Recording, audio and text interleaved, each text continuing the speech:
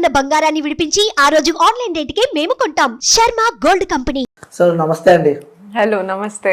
ఎలా ఉన్నారు? మంచిగా ఎట్లున్నావు? బాగున్నా. నిజంగా చెప్పాలంటే మిమ్మల్ని చూసి మొత్తం ఇచ్చి పడేసేదేమో ఇంగ్లీష్లో అనుకున్నా, కానీ కూర్చున్నాక అర్థమవుతుంది మొత్తం తెలంగాణ మాట్లాడుతున్నారు. ఏంటి ఆ వాయిస్ కున్న సీక్రెట్ ఏంది? ఫస్ట్ సీక్రెట్ నేను తెలంగాణ అమ్మాయినే కదా, తెలంగాణ పిల్లనే కాబట్టి తెలంగాణ వస్తుంది. కొంచెం అంటే ఇంగ్లీష్ యాంకరింగ్ అవన్నీ చేస్తా కాబట్టి కొంచెం ఇంగ్లీష్ కూడా ఎక్కువ వస్తుంది. కాకపోతే తెలుగు అంటే ఇక అదే ఇక తెలంగాణ. ఈ రోజు ఇంటర్వ్యూ ఏం చేస్తాం మిమ్మల్ని, మీరు నన్ను చేయకండి. ఇంకోటి మర్చిపోయిన వ్యూ వస్తారు, యాంకర్ కూడా అనమాట. సో అందుకే కొంచెం భయం అవుతుంది అనమాట నాకు, యాంకర్ ఇంటర్వ్యూ చేస్తున్నా. సో ఎలా ఉన్నారండి? మంచిగా అనిల్. బాగున్నారు. సో అంత ఫైనా? ఏంటి అసలు ప్రాపర్ ఎక్కడ పుట్టారు, ఎక్కడ పెరిగారు, ఏంటి అసలు? నేను మంతని, కరీంనగర్ డిస్ట్రిక్ట్ మంతని నుంచి. కరీంనగర్ బిడ్డవి? యా, కరీంనగర్ బిడ్డనే. మంతనీలోనే చదువుకున్నా స్కూలింగ్ అంతా. తర్వాత ఇంటర్మీడియట్ నుంచి హైదరాబాద్కి వచ్చినా అన్నట్టు. హైదరాబాద్లో చదువుకున్నా ఇక మిగతా అంతా. ఓకే. సో మీ గురించి నేను డీటెయిల్గా ఎంక్వైరీ చేసిన అనమాట. సో నాన్న ఒక ఫార్మర్ అని చెప్పి నేను విన్నాను. అవును. సో ఏంటి అంత చిన్న కుటుంబం నుంచి ఇప్పుడు మీకంటే ఒక స్థాయి, ఒక ప్రత్యేకతను ఏర్పాటు చేసుకున్నారు. ఏంటి ఈ జర్నీ ఏంటి? అంత ఈజీగా అయితే ఏం కాలేదు. అన్ని చిన్నప్పటి నుంచి అయితే చదువు మీదనే బాగా ఫోకస్ పెట్టి అదే మెయిన్ మనకి, అది లేకపోతే ఏం కాదు అన్నట్టుగా చదివించారు. వాళ్ళు ఉన్న మొత్తం అంతా. ఇప్పటికీ కూడా మాకు సొంత ఇల్లు లేదు. ఇప్పటికీ లేదు. మా అమ్మకి మా అమ్మ నాన్నకి సొంత ఇల్లు లేదు. అదే మంతిల్లోనే పుట్టినాము. అండ్ మాది యాక్చువల్లీ ఊరు వచ్చేసి మా నాన్న వాళ్ళు వచ్చేసి గాజులపల్లి, అమ్మమ్మ వాళ్ళు వచ్చేసి పెద్దంపేట, గోదావరికని దగ్గర తెలుసు కదా పెద్దంపేట. ఇప్పుడు లేదు ఊరు కదా అదే. సో అదే ఇక చదువు ఉంటే ఇక అన్ని అన్నట్టుగా చదువు కోసమే కష్టపడ్డారు. వాళ్ళిద్దరు కూడా కష్టపడి చదివించారు. ఒకరిని ఇంజనీర్ చేసిరు మా పెద్దన్న, చిన్న డాక్టర్, నేను. ఇద్దరు అన్నలు. ముగ్గురు మీరు? ముగ్గురు ఉన్నారు. Well settled. ఇల్లు లేదంటే ఎలా నమ్మాలి? లేదు, వాళ్ళకి ఓన్ హౌస్ లేదు. మా పెద్దన్నకి సొంత ఇల్లు ఉన్నది. మా పెద్దన్న సంపాదించుకున్నది ఇల్లు ఉన్నది. చిన్ననే ఇంకా హిస్టిల్ వర్కింగ్ ఇంకా. బట్ వాళ్ళకి మాత్రం ఇప్పుడు అంటే మంత్రిలో మాత్రం ఏమి ఇల్లు లేదు. మంత్రిలోనే కాదు, వాళ్ళు అయితే మమ్మల్ని పెంచుకున్నారు, మేము ఇల్లు కట్టుకుంటున్నాం అంతే ఇప్పుడు. అట్లా ఇప్పుడు వాళ్ళకి కూడా కట్టే స్టేజ్ రావాలి ఇక. సో పెద్ద అయిన తర్వాత మీరు ఏదో అయిదాం అనుకున్నారు, కానీ ఏదో అయిపోయారు. అవును అవును. ఏమైదాం అనుకున్నారు మీరు? నేను కలెక్టర్ అయిదాం అనుకున్నా, యాక్టర్ అయినా, సోషల్ వర్కర్ గా ఉండిపోయినా. ఇక అదే జర్నీ ఇంకా. అండ్ యాక్టింగ్ అనేది చాలా ఎక్సైట్మెంట్ ఇచ్చింది. ఆపర్చునిటీస్ ఫస్ట్ వచ్చినాయి, దాని తర్వాత ఎక్సైట్మెంట్ ఇచ్చింది. అండ్ ఎప్పటికైనా నాకు చిన్నప్పుడు ఎట్లుండే అంటే పెద్ద హోర్డింగ్ లో ఇట్లా జ్యువెలరీ ఇట్లా పడాలి నాకు అనేది ఒకటి ఉండే చిన్నప్పుడు. ఏదో చిన్న బ్యాక్ ఎండ్ ఏదో చిన్నప్పుడు ఉండే అంతే. కానీ దానికి ఎట్లా అప్రోచ్ కావాలి, ఎట్లా ఏంటిది అనేది మనకు తెలియదు అంత. ఎందుకంటే మన ఫ్యామిలీలో ఎవరు ఉండరు. అండ్ ఎప్పుడు కూడా చదువు ఒక సింగింగ్ డాన్సింగ్ కి పోతా అంటేనే, డాన్స్ ప్రాక్టీస్ కి పోతా, రేపు ఇట్లా ప్రోగ్రామ్ ఉందంటేనే అసలు ఎలో చేయరు. నో చదువుకోవాలి, చదువు లేకపోతే మనకి లేదు అన్నట్టుగానే చూసేటోళ్ళు కదా. సో అంత ఆలోచన లేదు. కానీ ఇక ఐఏఎస్ కాదు నాకు, యూపీఎస్సీ ఫెయిల్ అయినా, లైక్ ఎగ్జామ్స్ పాస్ కాలేదు సరిగా కాదు అన్నప్పుడు ఆపర్చునిటీస్ ఇట్లా వస్తున్నప్పుడు తీసుకున్నా అన్నట్టు. ఫస్ట్ ఎలా వచ్చింది ఆపర్చునిటీ? నేను యాంకరింగ్ ఫస్ట్ చేసిన. ఇట్లా ఇంగ్లీష్ మంచిగా వస్తుంది నాకు, అండ్ తెలంగాణ తెలుగు మంచిగా మాట్లాడుతుంది అని అప్పుడు ఆఫర్ చేసారు నాకు. యాంకరింగ్ చేయమని ఆఫర్ చేసినారు. దానికడ ఫ్రీలాన్స్ ఇట్లా ఎడిటింగ్ వర్క్స్, కాంటెంట్ రైటింగ్ అట్లా చేసేది. కాంటెంట్ రైటింగ్ ఫ్రీలాన్స్ అక్కడిక్కడ చేసేది. అట్లా అందరు కొంచెము పెద్దవాళ్ళ దగ్గర ఇట్లా అంతా చేస్తున్నప్పుడు వాళ్ళు ఉండి యాంకరింగ్ కూడా చేయి, ఇంకొక ప్రోగ్రామ్ చేయి ఏం కాదు అని ఏదో సబ్స్టిట్యూట్ గా తీసుకున్నారు నన్ను. అప్పుడు ఎవరు అబ్సెంట్ అయితే నన్ను తీసుకున్నారు. సరే ఇక ఆ రోజు కొట్టి పడేసిన, ఇక మంచిగా అయింది, మంచిగా అయింది. ఏదో లైక్ న్యాచురల్ గా చేసిన, మంచిగా ఉన్నది, న్యాచురల్ గా చేస్తాను అని అన్నారు. అట్లా చేస్తా అంటే ఆపర్చునిటీస్ ఇస్తా ఉన్నారు, చేసేసిన. ఫస్ట్ చేసిన ప్రోగ్రామ్ అంటే ఫస్ట్ యాంకరింగ్ నేను యాక్చువల్ గా డిపార్ట్మెంట్ లో చేసిన. యాంకరింగ్ కాదు, మోడరేటింగ్ చేసిన. లైక్ యూనో ఇంటర్నేషనల్ ఏదో మీటింగ్ అవుతుంది డిపార్ట్మెంట్ లో, ఇట్లా గవర్నమెంట్ డిపార్ట్మెంట్ లో. వాళ్ళందరేమో మామూలుగా మాట్లాడుకుని ట్రాన్స్లేషన్ చేయాలి, ప్రాజెక్ట్ గురించి అట్లా ట్రాన్స్లేషన్ చేయాలి. అండ్ మినిట్స్ ఆఫ్ మీటింగ్ అని రాసిన నేను. అది మన వాళ్ళకి ఎవరికి అలవాటు ఉండదు, గవర్నమెంట్ లో అట్లా అంతా రాసేంత అలవాటు ఏమి ఉండదు అన్నట్టు. సో మినిట్స్ ఆఫ్ మీటింగ్ రాసేసి చెప్పినాను. సో దట్స్ వేర్ అది స్టార్ట్ అయింది. దాని తర్వాత కల్చరల్ డిపార్ట్మెంట్ లో, హెరిటేజ్ డిపార్ట్మెంట్ లో వీళ్ళందరికీ, and HR human resource development దాంట్లో వాటిల్లో యాంకరింగ్ చేసిన. Okay most of my this things are like into government departments లా, కార్పొరేట్స్ లా అంతే. అవును, అక్కడ నుంచి స్టార్ట్ అయింది లైఫ్. యా యాంకరింగ్ చేస్తూ యాక్టింగ్ ఆపర్చునిటీస్ వచ్చినాయి, యాక్టింగ్ కూడా. అంటే ఎలా వచ్చింది మీ దగ్గర ఆపర్చునిటీ యాక్టింగ్ కి సంబంధించిన? యాంకరింగ్ చేసేటప్పుడు గెస్ట్ లాగా వస్తారు కదా, ఇక గెస్ట్ లాగా వచ్చిండ్రు యాక్టర్ సుమన్ గారు, మోహన్ బాబు గారు, రోజా రమ్ని గారు, ఇంకా పర్చూరి బ్రదర్స్, పర్చూరి గారు వాళ్ళు వచ్చినప్పుడు పర్చూరి వెంకటేష్ గారు అయితే నన్ను లిటరల్లీ ఫాలోఅప్ చేసి, నువ్వు ఆడిషన్స్కి రా రా అని చెప్పేసి ఫాలోఅప్ చేసారు.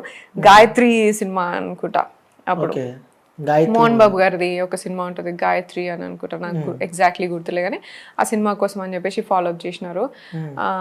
అట్లా నాకు అంటే లైక్ మంచి స్క్రీన్ ప్రెజెన్స్ ఉన్నది, నీకు తెలంగాణలో నుంచి అంత పెద్ద యాక్టర్స్ లేరు, నీకు ఆపర్చునిటీ మంచి ఉన్నది, వాక్యూమ్ ఉన్నది, you can be an actress here ఇట్లా అని అన్నారు. అంత నమ్మలేదు నేను, ఏదో అంటున్నారులే ఏదో పొగుడుతున్నారులే అన్నట్టు అనుకున్నా.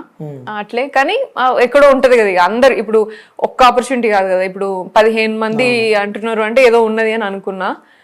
దాంట్లోంచి నచ్చింది చేసిన, నచ్చింది చేసుకుంటూ చిన్న చిన్నగా స్టెప్స్ చేసుకుంటూ వచ్చిన. ఆర్జీ గారి దగ్గర వచ్చింది, ఆర్జీ గారి దగ్గర వచ్చినాక అప్పుడు కాన్ఫిడెన్స్ అనేది ఘోరంగా బిల్డ్ అయింది. ఇక ఓకే, ఫస్ట్ మూవీ ఏది మీది? ఫస్ట్ కథానాయకుడు, దాని తర్వాత జార్జ్ రెడ్డి, దాని తర్వాతనే ఆర్జీ గారి 2 మూవీస్, అండ్ మధ్యలో 2 తమిళ మూవీస్ చేసినా గానీ పెద్ద ముందుకెళ్ళలేవు అవి. అంటే మీరు ఒక ఆర్థోడాక్స్ ఫ్యామిలీలో పుట్టారు, సో ఆ ఫ్యామిలీ నుంచి హైదరాబాద్కి వచ్చి ఈ మూవీకి సంబంధించి ఇండస్ట్రీకి సంబంధించి ఎక్కువ ఎంకరేజ్ చేయరు. సో ఇంకా విలేజ్ లో అయితే ఇంకా ఘోరంగా ఉంటుంది పరిస్థితి. ఇక్కడికి ఎలా రాగలిగారు ఏంటి అసలు? మూవీస్ లో ఇంట్లో వాళ్ళతో ఎలా ఉండేది? టఫే ఉన్నది, ఇప్పటి కూడా టఫే ఉంటది. కాకపోతే ఇప్పుడు సపోర్ట్ చేస్తారు కొంచెము. ఇప్పుడు ఫస్ట్ చెప్పినప్పుడు ఎందుకులే అని అన్నట్టు ఉంటది, దాని తర్వాత ఎట్లయినా నేను చేస్తా, ఇక వాళ్ళకి ఆప్షన్ లేదు, ఇక సపోర్ట్ చేయాల్సిందే. సో సపోర్ట్ చేస్తారు అంతే. వాళ్ళకి ఇష్టం ఉందా మీరు ఇలా ఇండస్ట్రీలో ఉండడం? అట్లా ఇష్టమా కష్టమా అనేది ఏం పెట్టుకోలేదు, ఎందుకంటే నేను అన్ని అడ్వెంచరస్ గా ఒకటి తర్వాత ఒకటి చేసుకుంటూనే వచ్చిన. చెడ్డ పేరు అయితే రాలేదు లేరా బాబు అన్నట్టు ఉంటారు, ఇక మంచి పేరే ఉన్నది కదా అన్నట్టు ఉంటారు. అండ్ నేను అంత వినేదాన్ని కూడా ఏం కాదు, అంత మాటిని అంత పద్ధతిగా ఉండేదాన్ని కూడా ఏం కాదు. అట్లా వాళ్ళు ఏం చెప్తే దాంట్లో పోవాలంటే కలెక్టర్ అవుతుండే, యాక్టర్ అయినా. సో టఫే ఉంటది, బట్ దే ఆల్సో బిలీవ్, అంటే చేస్తుంది అది ఏమని అనుకుంటా చేస్తుంది ఇక అని అనుకుంటారు అంతే. అంటే మన ఇంట్లో వాళ్ళని పక్కన పెడితే, సో మనం ఎదుగుతుంటే మన ఇంట్లో వాళ్ళకన్నా చుట్టుపక్కల రిలేషన్ గానీ వాళ్ళ నుంచి ప్రెజర్ బాగా బిల్డ్ అవుతూ ఉంటది. సో అలాంటి సందర్భాలు ఎప్పుడైనా మీ లైఫ్ లో, ఎందుకు ఇండస్ట్రీ ఎందుకు వెళ్తుంది, పాప ఖరాబ్ అవుతుందని ఇలాంటి కొన్ని మాటలు మనం వింటూ ఉంటాం, ఎక్కువ ఇక్కడ ఉంటాం. అవును, సో అలాంటి సందర్భాలు ఎప్పుడైనా? నా ముందు ఎవరు మాట్లాడరు అనిల్ అట్లా, ఎంత ధైర్యం లేకనో మరి ఏమో తెలియదు కానీ నా ముందైతే ఎవరు నువ్వు ఎందుకు ఇట్లా చేస్తాను ఇది మంచిది కాదు అని మాట్లాడేటోళ్ళు అయితే ఎవరు లేరు ఇప్పటి వరకు. వెనకాలం మాట్లాడిండ్రు కావచ్చు, మాట్లాడతారు కావచ్చు, అప్పుడప్పుడు ఏమైనా గొడవలు అయినప్పుడు అమ్మ వాళ్ళు అంటారు కదా వాళ్ళు ఇట్లా అన్నారు అట్లా అన్నారు అని, అది మనం పెద్ద పట్టించుకోము. మన జర్నీ ఏందో మనకే తెలుసు. అండ్ యూనో చెట్టు పెద్దగా అయితే దాని కిందికి అన్ని వస్తాయి అంతే తప్ప, చెట్టు పెద్ద ఎంతసేపు అట్లే అవుతుంది కదా ఇక అంతే, అట్లా అనుకోని వదిలిపెట్టేస్తా. అండ్ నేను మంచి చేసినంత వరకు కూడా నేను I have chosen good projects. నేను కూడా నేను ఒకటే నమ్మిన, మా అమ్మ కానీ నాన్న కానీ చాలా కష్టపడి పెంచారు. అండ్ నాకు తెలుసు నేను ఎట్లా పెరిగినా, నాకు కాలేజ్ అయినా నాకు ఎంత బెస్ట్ ఫెసిలిటీస్ ఇచ్చారు, వాళ్ళు ఎంత కష్టపడి మాకు ఫెసిలిటీస్ ఇచ్చారు అనేది నాకు తెలుసు. మా అన్నయ్య ఎంత గైడెన్స్ ఇచ్చిండ్రు వీళ్ళు. సో ఒకటే అనుకుంటే ఏంటంటే చెడు పేరు మాత్రం నేను చేసేది వాటికి వెనకాల ఎంతమంది మాట్లాడుకుంటారో నాకు తెలీదు. నన్ను ఫస్ట్ నువ్వు నమ్మితే, నా జర్నీని నమ్మితే నేను కరెక్ట్ చేస్తున్నా అంటే నాకు సపోర్ట్ ఉండండి అంతే అంట. సో దే నో వాళ్ళు ఇదైతే ఏం తప్పు ఏది అని తెలుసు. అండ్ ఏది ఉన్నా నేను మాక్సిమం షేర్ చేసుకుంటా, ఫ్యామిలీతో షేర్ చేసుకుంటా, ముందో వెనకనో షేర్ చేస్తా. అట్లయితే చాలా మందికి ఒక డౌట్ ఉంది మీ పైన, ఫుల్ మనుషులు అని చెప్పి. అస్సలే కాదు. నేను ఇప్పటికీ కూడా ఇంకా అంటే అదే ఫస్ట్ లో ఏం చేసిన అంటే, నేను ఫస్ట్ లోనే చిన్నప్పటి నుంచి కూడా మేము అట్లనే అంటే చెప్పినా కదా, అంటే మా అమ్మ చిన్న స్మాల్ బిజినెస్ చేసేది, 2 రూమ్ల ఇంట్లో ఉండేది. ఫస్ట్ రూమ్ లో మొత్తం చీరల బిజినెస్ చేసుకునేది మా అమ్మ. వెనకాల అదే బెడ్రూమ్, అదే కిచెన్ అట్లా అంతా ఉండేది. మా డాడీ ఫార్మర్, ట్రాక్టర్ ఉండేది. సో ఇలా కష్టపడి మమ్మల్ని పెంచిరు వాళ్ళు అంతే. మేము మా పనులు చేసుకుంటా మేము బిల్డ్ అయినాము. ఇప్పటికీ కూడా అదే ఇన్ని ప్రాజెక్ట్స్ చేసుకుంటా ఇప్పటికీ కూడా లైక్ వర్క్ హాలిక్ నేను. సో అదైతే ఉన్నది, అంత అయితే కాదు. కాకపోతే ప్రెజెంట్ చేసుకోవడం మంచిగా ప్రెజెంట్ చేసుకుంటాం ఏడికి పోయినా. ఇంకోటి ఏంటంటే నేను బీటెక్ ఉన్నప్పటి నుంచే సంపాదించేది. బీటెక్ చదువుకున్నప్పుడు ఎందుకంటే నాకు కలెక్టర్ గా యూపీఎస్సీ ఎగ్జామ్స్ చదువుకోవాలంటే ఢిల్లీకి పోవాలి, ఇట్లా ఆడేటోళ్ళు అందరు అప్పట్లో. ఢిల్లీకి పోతేనే, ఢిల్లీలో చదివితేనే కనీసం ఛాన్సెస్ ఉంటాయి అని అనేటోళ్ళు. మనకు అంత సీన్ లేదు, పెట్టేటోళ్ళు లేరు. సో మనమే చదువుకుంటా మనమే సంపాదించుకోవాలి అనేది ముందు నుంచి ఉన్నది. మా అమ్మోళ్ళు ఏం చెప్పారు, జస్ట్ నిన్ను బీటెక్ చదివిస్తాం అంతే, అదేంటంటే బ్యాకప్ ఉంటది అని. నేను డిగ్రీ చదువుతాను యాక్చువల్ గా, నాకు దీనికి హెల్ప్ అవుతుంది హిస్టరీ ఇవన్నీ అని డిగ్రీ చదువుతా అంటే నో బీటెక్ చదవాలి. ఎందుకంటే మా పెద్దన్నయ్య బీటెక్ చదివిండు, వాడేమన్నా రేపటి నాడు జాబ్ నీకు లేకపోతే మేము చూస్తాడు, బ్యాకప్ ప్లాన్ అది. CSC computer science. నాకెలా తెలుసు? నిజం చెప్పాలా, ఇలా అందమైన అమ్మాయిలు అందరూ సిఎస్సీలనే ఉంటారు. మాలో ఉంటారు అందరూ మెకానికల్ అని ఉంటారు. మెకానికల్ అనమాట నాది. సో అందుకే గుర్తుపట్టి చెప్పాను సిఎస్సి అని చెప్పి.